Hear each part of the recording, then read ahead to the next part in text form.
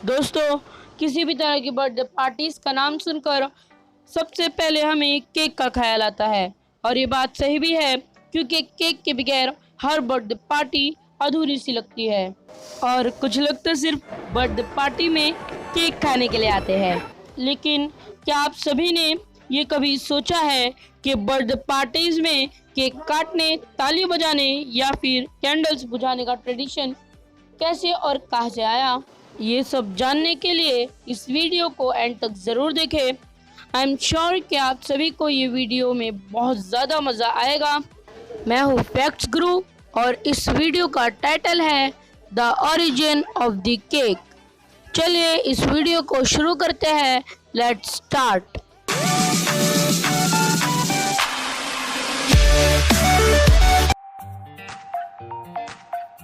दोस्तों, 15वीं शताब्दी से पहले क्लासिक रोमन्स केक को सिर्फ शादी के मौके पर इस्तेमाल किया करते थे, और वो केक फ्लैट सर्कल के शेप का होता था जो आटे, पीनट और शहद से मिलकर बनता था।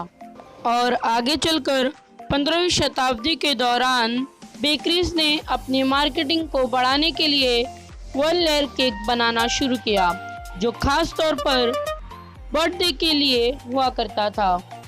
और ये परंपरा काफ़ी समय तक ऐसी ही चली, लेकिन 17वीं शताब्दी में बर्थडे के मौके पर एक बहुत बड़ा मल्टी लेयर आइसिंग केक को इंट्रोड्यूस किया गया, जो कि बहुत ही अच्छी तरह से डेकोरेट किया गया था, जिसमें कलरफुल कैंडल्स लगी हुई थी।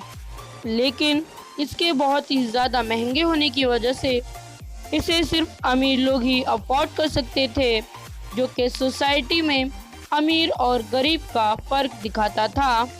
बाद में 18वीं शताब्दी के दौरान इंडस्ट्रियल रेवोल्यूशन की वजह से केक बनाने के सामान भी सस्ते हो गए, जिसके कारण केक भी सस्ता हो गया, जिससे उस केक को लोअर क्लास भी अफोर्ड कर पाने लगे और बर्थडे केक पूरी दुनिया में एक अलग ही ट्रेडिशन बन गया।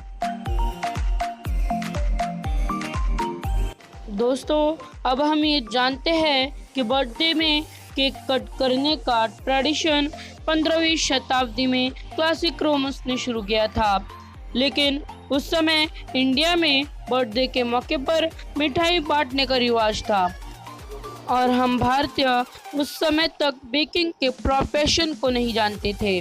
लेकिन धीरे धीरे हमारे देश में बाहर से लोग आने लगे, खास तौर पर ब्रिटिश हुकूमत, जिससे हमें बेकिंग की कला की जानकारी हुई और हमने भी केक बनाना शुरू कर दिया।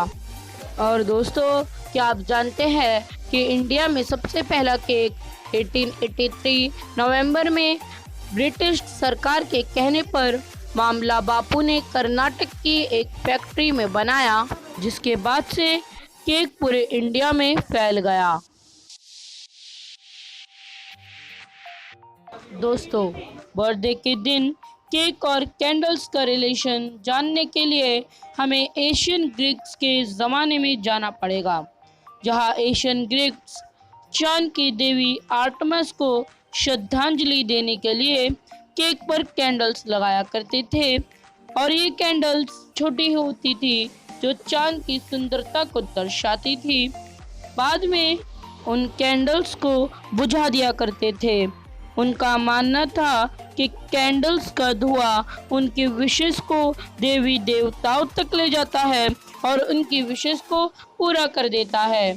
दूसरी ओर जर्मन की थ्योरी को देखा जाए तो उनका मानना था कि बर्थडे के दिन जिसका बर्थडे होता है उससे आत्माएं मिलने के लिए आती है, और आग में एक सिंबॉलिक पावर होती है जो उन आत्माओं को दूर रखती है।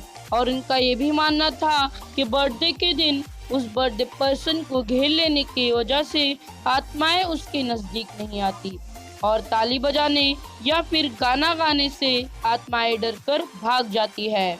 इसीलिए वो लोग बर्थडे के दिन बर्थडे केक पर कैंडल्स लगाया करते थे और बर्थडे पर्सन को घेर लेते, ताली बजाते और शोर मचाया करते थे।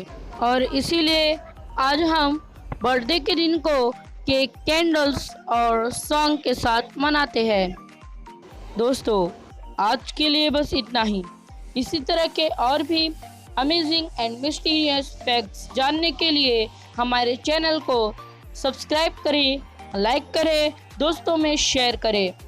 और हाँ दोस्तों, आपको कौन सा केक पसंद है कमेंट बॉक्स में लिखकर भेजें। मुझे तो ब्लैक फॉरेस्ट केक पसंद है।